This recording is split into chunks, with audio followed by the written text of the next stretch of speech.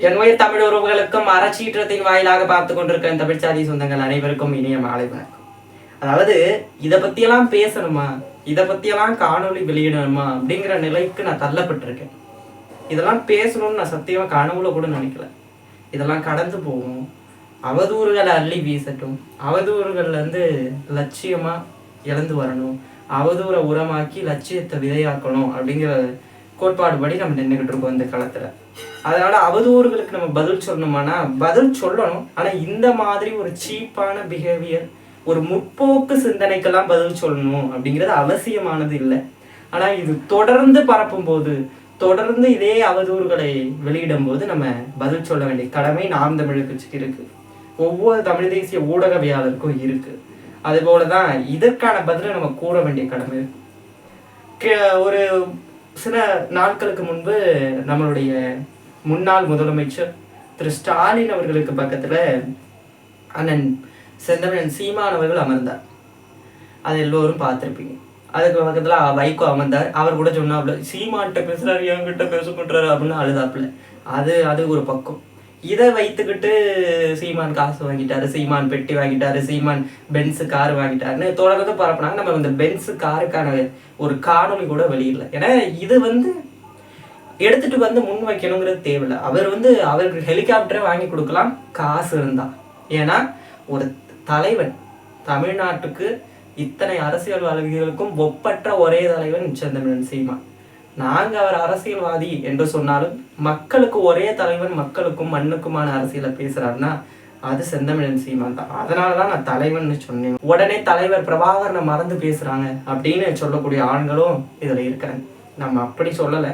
எனக்கு எப்பயுமே அரசியல் ஆசான் செந்தமிழன் சீமான் தான். ஆனா மக்களிடையே, மக்களுக்கான தலைவன், மக்கள் பார்க்கக்கூடிய தலைவராக பொது வெளியில சீமான் தான். அதனாலதான் தலைவர்னு சொன்னேன். அதையும் நான் இந்த இடத்துல தெளிவுபடுத்தியேன். அப்படிப்பட்ட ஒரு தலைவர், அப்படிப்பட்ட ஒரு அரசியல்வாதி சொகுசு கார்ல போறதுல ஒன்றும் தப்பு கிடையாது. முதுகு வலி வரும், இது போன்ற பிரச்சனைகள் வரும். தொடர்ந்து அரசியல் பிரச்சாரங்கள், பொதுக்கூட்டங்கள், போராட்டங்கள், ஆர்ப்பாட்டங்கள், அது இதுன்னு பயணிக்க வேண்டிய நேரம் செந்தமிழன் சீமானவர்களுக்கு உண்டு, பெரியப்பாக்கு உண்டு. அதனால அவருக்கு காசு இருந்தா ஹெலிகாப்டரே அவருடைய தம்பிகள் வாங்கி கொடுப்பாங்க, நாங்க வாங்கி கொடுப்போம் காசு இருந்தா. அது ஏன்டா உங்களுக்கு எரியுது அப்படிங்கிற மாதிரி இருந்துச்சு.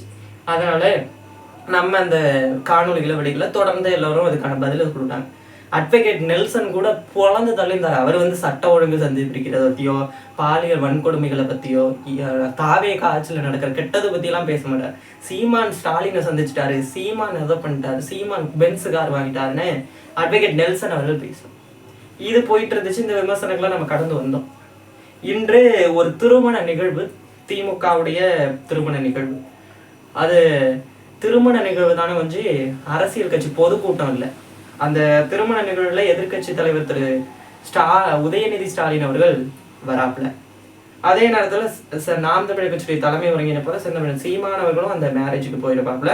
2 பேரும் அருகே உட்காந்துருக்காங்க. உடனே பரப்பிட்டாங்க, இவர் அதை பண்ணிட்டாரு, காசு வாங்கிட்டாரு, பொது வேட்பாளர் நிக்க போறது கன்ஃபார்ம் தான், பொது வேட்பாளர் தான், திமுகவும் அதிமுகட்டையும் காசு வாங்கிட்டாரு, திமுக உதயநிதியை பாருங்க பக்கத்துல இருக்காரு, இன்னைக்கு நேத்தனா ஸ்டாலின் பக்கத்துல உட்கார்றாரு அப்படின்னு கிளப்புறாங்க. ஒன்னே ஒண்ணுதான், உங்க வீட்டு கல்யாணத்துக்கு உன் எதிரி வரான்னா அவனை பார்த்து வாங்கன்னு சொல்வியா, இல்லை ஒதுங்கி போக முடியுமா? உன் கல்யாணத்துக்கு ஒருத்தன் வரான்னா அவனை வாழ்த்துக்கும் சொல்லிதான் ஆகணும். நான் பெரியப்பா செந்தமிழன் சீமானவர்கள் ஒரு திருமண வீட்டுக்கு போயிருக்கப்ப அவர் போற நேரத்துல எதிர்கட்சி தலைவராக இருக்கக்கூடிய உதயநிதி ஸ்டாலின் வரும்போது, இவன் ஏன்டா இங்க வரான், இவன் ஏன் நான் வரும்போது வரான் அப்படின்னு நான் கேட்க முடியும்? வரும்பொழுது அவர்கள்ட்ட பேசிதான் ஆகணும். நல்லா இருக்கே அப்படின்னு கூட கேட்டிருக்கலாம்.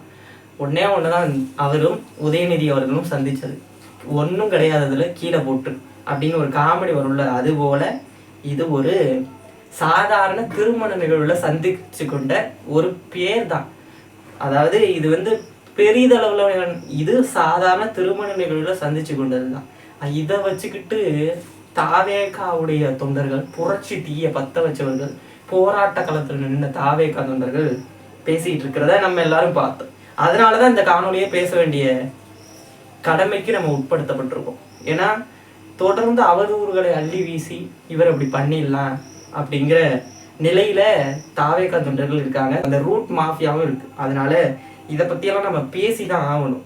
அவதூறுகளை பேசி அவதூறுகளை உண்மையால் உடைக்க முடியும் அப்படின்னு நம்ம காட்டி ஆகணும். அதுக்கு முன்னாடி அறச்சீற்றத்தை பார்த்து கொண்டிருக்கிற தாய் தமிழ் சொந்தங்கள் அனைவரும் சப்ஸ்கிரைப் பண்ணிக்கோங்க. லைக்கு ஷேர்லாம் பண்ணி என்னுடைய கருத்து பிடிச்சிருந்தா இன்னும் 4 பேருக்கு அனுப்புங்க. அப்போ தான் நான் இந்த காலத்தில் இன்னும் வீரியமாக ஓட முடியும். நம்ம மேட்ருக்கு வருவோம் அப்படின்னு சொல்லி மேட்ருக்கெலாம் வந்தாச்சு. தொடர்ந்து இந்த காலத்தில் நம்ம இன்னும் பேச வேண்டியது இருக்குது இந்த காணொலியை வச்சு. அதாவது சீமானவர்களும் உதயநிதி அவர்களும் ஒன்றா ஒரு திருமண நிகழ்வுல உட்கார்ந்தது தான் தாவேகா தொண்டர்களுக்கு பிரச்சனை. அவங்க கூட்டணி போயிட்டாங்க, தப்பு பண்ணிட்டாரு. சீமான் ஏன் பக்கத்துல போய் உட்காரணும், தமிழ் தேசியவாதி ஏன் திராவிட கட்சியோட போயிட்டு உட்கார். ஒன்னே ஒண்ணுதான், அது அரசியல் கட்சி கூட்டம் அல்ல, அது ஒரு திருமண நிகழ்வு. அதனால இதுல பக்கத்துல உட்கார்ந்ததே தப்புனா ஊழல் செஞ்சவங்களை விட மாட்டேன், மக்கள் பணத்துல கைய வைக்கவும் விட மாட்டேன், கைய வச்சவங்களையும் விட மாட்டேன் அப்படின்னு ஸ்கிரிப்ட் பேப்பர் பார்த்து பேசிய தமிழ்நாடு முதல்வர் திரு விஜய் அவர்கள் என்ன மானாவுக்கு தமிழ்நாடு முதல்வராக இருக்கக்கூடிய திரு விஜய் அவர்கள் சி விஜயபாஸ்கர் போன்ற ஆட்களையும் ஊழல் செய்த பல பேரையும் கட்சியில சேர்க்கிறாரு. எதை ஊழல் சக்தி என்று சொன்னாரோ, எதை தீய சக்தி என்று சொன்னாரோ அந்த கட்சியில இருந்து ஏன் ஆள் எடுக்கிறாரு? இப்ப நீங்க ஊழலா, ஊழல் சக்தியா, இல்ல தூய சக்தியா, தீய சக்தியா, ஓர சக்தியா, பார சக்தியா, கோர சக்தியா, இன்னும் பல தூந்து போன சக்தியா? எந்த சக்தியில் தமிழ்நாடு முதல்வர் திரு விஜய் அவருடைய கட்சியும் அவருடைய தொண்டர்களும் வருவாங்க? தாவேகா தொண்டர்கள் தொடர்ந்து சீமானவர்களை குறி வச்சு சீமானவர்களும் உதயநிதி அவர்களையும் சந்திச்சதையே பேசக்கூடியவர்கள் ஏன் தமிழ்நாட்டுல சட்ட ஒழுங்கு சந்திச்சதை பத்தி பேசுற, சிங்கப்பெண் அதிரடிப்பட்டையை பத்தி பேசுற, கோவை பாலியல் வன்கொடுமையை பத்தி பேசுற, கரூர்ல 41 பேர் இறந்த போது அதை பழி போடுறாங்கன்னு இன்று வரை பேசுங்க. அதை பத்தி தனிப்பட்ட காணொலியா நம்ம போட போறோம். அதை பத்தி ஏன் தாவேகா தொண்டர்கள் பேசல? தேர்தல் வாக்குறுதியை ஏமாத்திருக்காரு, அதை பத்தி ஏன் பேசல?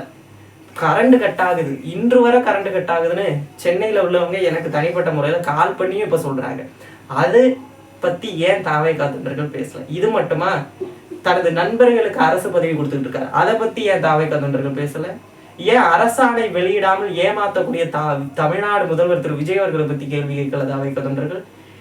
தமிழ்நாட்டுக்கும் டெல்லிக்கும் இணைப்பு பாலமாக இருக்கக்கூடிய ஒரு பதவியை கன்னட மொழியை சார்ந்த ஒருவனுக்கு கொடுத்திருக்காரு, அதை பத்தி என் தாவேகா தொண்டர்கள் கேள்வி கேட்கல?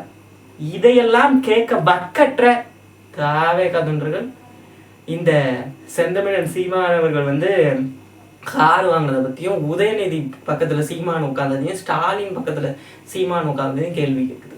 உடனே ஒண்ணுதான், இதை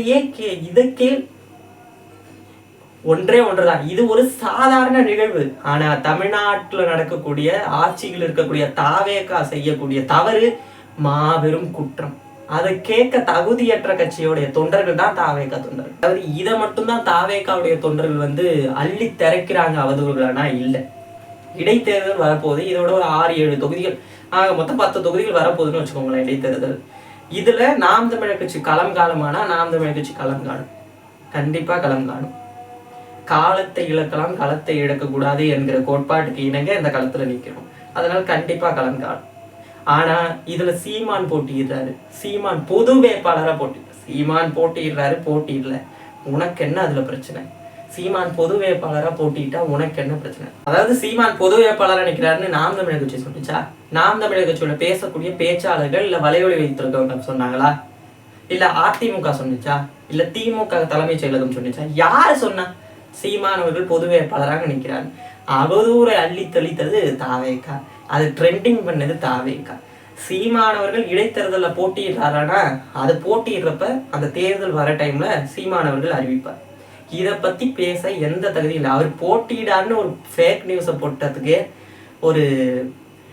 அவர் போட்டியிடுறாருன்னு ஒரு செய்தி சொன்னதுக்கே பொது வேட்பாளர்னு சொல்லி அழுகக்கூடிய தாவேகா கட்சி அவர் சட்டமன்றத்துக்கு போனா எப்படி பேசும், எப்படி பயந்து நடுங்கி அழுகும் என்பதை இப்பயே தெரிஞ்சுக்கிட்டோம். அதனால சீமானவர்கள் சட்டமன்றம் போகணுமானா சட்டமன்றம் போகணும். அதே போல சீமானவர்கள் பொது வேட்பாளர்னா பொது வேட்பாளர் தான். எப்படி அவர் பொது வேட்பாளர்? சாதி மதம் கடந்து நிற்கிறார், அதனால அவர் பொது வேட்பாளர். மக்களுடைய பிரச்சனைகளை பேசுவதற்காக நிற்கிறார், அதனால அவர் பொது வேட்பாளர். மக்களுக்காக நிற்கிறாரு, அதனால அவர் பொது வேட்பாளர். எந்த ஜாதி மதங்கள்லாம் கடந்து நிற்கிறதுனால அவர் பொது வேட்பாளர். இதெல்லாம் தாண்டி மண்ணுக்கான அரசியலை எந்த ஒரு கட்சி, திமுக தலைவர் ஸ்டாலின், அதிமுக தலைவர் எடப்பாடி பழனிசாமி, தாவேகா தலைவர் திரு விஜய், கனிம வளம், மண் வளம், மலை வளம், காட்டு வளம், இது போன்ற கடல் வளம், நீர் வளம், இது போன்ற எதையாச்சும் பற்றி பேசுவார்களா? ஆனால் நாம் தமிழர் கட்சியுடைய தலைமை ஒருங்கிணைப்பாளர் செந்தமிழன் சீமானவர்கள் இதுவெல்லாம் என்னுடைய உயிர், இதுதான் அரசியல், அரசியல் என்பது அனைத்து உயிர்களுக்குமான தேவை, காக்கை முதல் குருவி வரை, மரம் செடி கொடி வரை எல்லாத்துக்கும் அரசியல் தேவை என்று பேசக்கூடிய ஒரு கட்சி நாம் தமிழர் கட்சி.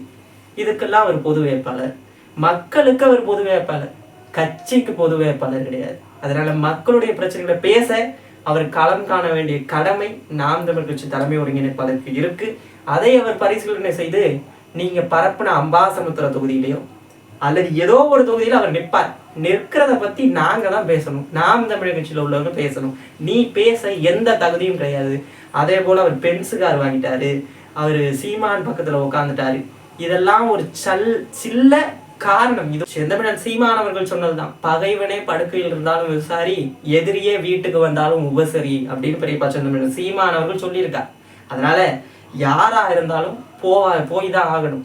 ஒருத்தங்க பத்திரிக்கை கொடுக்குறாங்கன்னா போய் தான் ஆகணும். இதனால காசு வாங்க தான் போனாரு, கூட்டணி பேச தான் போனாருங்கிறது தனியா ரூம் போட்டு கூட பேசலாம். கூட்டணிங்கிறது தனியா ரூம் போட்டு பேசலாம். எதுக்கு கல்யாணத்துல போயிட்டு பேசணும்? திரள் நிதி வாங்கணும்னா தனியா போயிட்டு நிதி வாங்கலாம். எதுக்கு கல்யாணத்துல போயிட்டு நிதி வாங்கணும்? உங்களோட பாயிண்ட்லயே அதானே கரெக்டு. ஆனா அப்படி கூட ஒரு அரசியல் புரிதலும் அடிப்படை புரிதலுமே இல்லாத ஒரு கட்சி அந்த தாவேக்கா.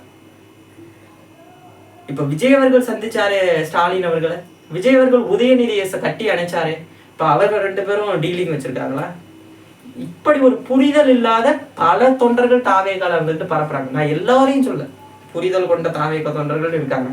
சில பேர் நம்ம ஆதவர்ஜினா போல ஆணவ பேச்சு பேசக்கூடிய ஆட்களும் அதுல இருக்காங்க. அதை பற்றி அடுத்த காணொலியில நம்ம பார்க்க போறோம். இப்போ நம்முடைய கேள்வி என்னன்னா, அந்த சந்திப்புல எந்த ஒரு விஷயமும் இல்லை, அதுல ஒன்றும் இல்லை, கீழே போட்டுருங்க. இனி வர காலங்கள்ல நம்ம இடைத்தேர்தலுக்காக பயணிக்க வேண்டியதற்கு, நாம் தமிழர் கட்சியை அடுத்த நோக்கத்துக்காக எடுத்துக்கொண்டு போவதற்கு 8 இன்று 4 ஆகிருக்கலாம், 4 40 ஆகி 40 80 ஆக வேண்டிய காலம் நமக்கு வரும். அதற்காக நம்ம ஓட வேண்டியதற்கு, தமிழ் தேசிய அரசை பேச வேண்டியதற்கு, இடைத்தேர்தல் வரப்போகுது அதை நோக்கி போகிறோம், உள்ளாட்சி தேர்தல் வரப்போகுது அதை நோக்கி போகிறோம். அது மட்டும் இல்ல, அன்றாடம் நடக்கக்கூடிய பிரச்சனைகளை பேசி ஆக வேண்டிய கடமை எதிர்கட்சியாக நமக்கு. அதனால இந்த அவதூறுக்கெல்லாம் ஓரளவுக்கு பதில் சொல்லிட்டு மக்களுடைய பிரச்சனைகளை பேசி முடிந்த அளவு இந்த தாவேக்கா அரசை கண்டித்து நெல்லுங்கள். நாளை நம் களமாக மாறட்டும்.